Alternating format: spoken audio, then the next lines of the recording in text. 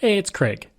I just wanted to let you know that you can listen to Canadian History X early and ad-free on Amazon Music, included with Prime. Hello, and welcome to another episode of Canadian History X. Today in Penny-Sized History, we're looking at how the provinces and territories got their names.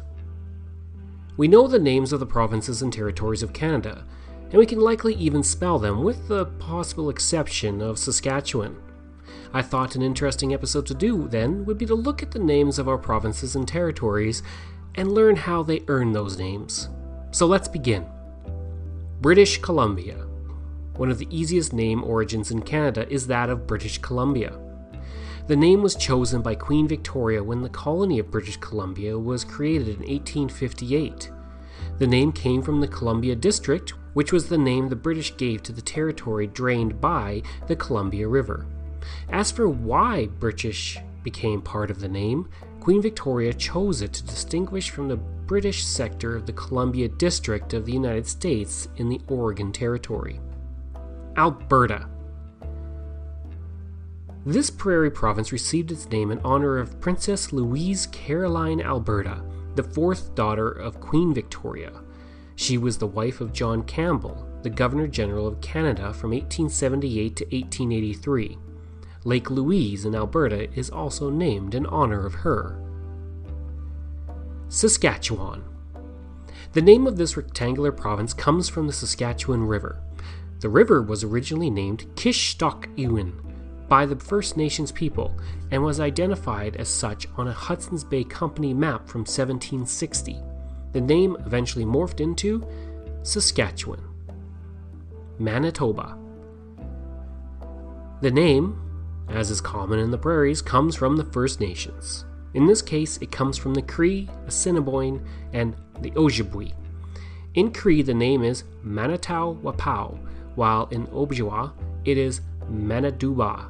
In both cases, it means the Strait of Manitou, the Great Spirit.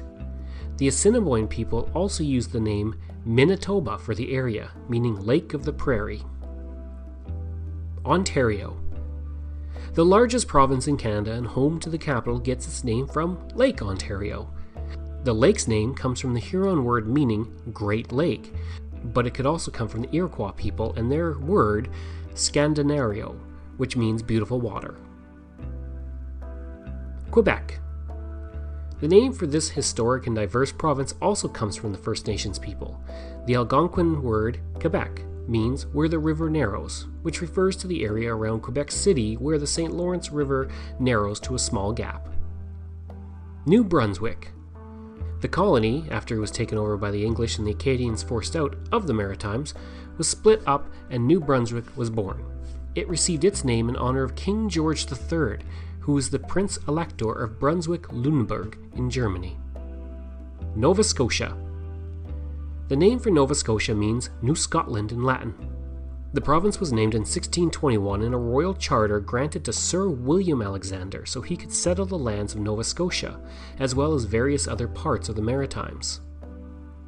Prince Edward Island. In 1798, the colony of Prince Edward Island was named for Prince Edward, the Duke of Kent and the fourth son of King George III and father of Queen Victoria. Prince Edward is often referred to as the father of the Canadian crown, and several landmarks have been named for him. Newfoundland and Labrador. When the Vikings arrived in 1000 AD, they called the area Vinland, but it was officially named Newfoundland by King Henry VII in reference to the land explored by Jean Cabot. As for Labrador, that name comes in honor of the Portuguese navigator João Fernandes Lavrador. Nunavut. In the language of the Inuit of the area, the name means our land. Northwest Territories. The name for this massive expanse of Canada comes from the British government during the colonial era to indicate where the area lay in relation to Rupert's Land, which covered much of Canada's west for the several centuries. Yukon. The name for this territory comes from the Yukon River, which is the longest river in the territory. The river gets its name from the contraction of an Inuit phrase which means white water river and refers to the pale color of the glacial runoff of the river. I do apologize for any mispronunciations I have made during this podcast. I hope you enjoyed it, and if you did, please leave a like and review. You can email me at crwbaird@gmail.com, find me on Twitter at craigbaiרד, or visit my website where there are hundreds of history articles that I've written over the years. You can find that at CanadaX, that's ehx.blogspot.ca. Please consider supporting the podcast through Patreon at patreon.com/BAIRDO. Thank you, and we'll talk to you again next time.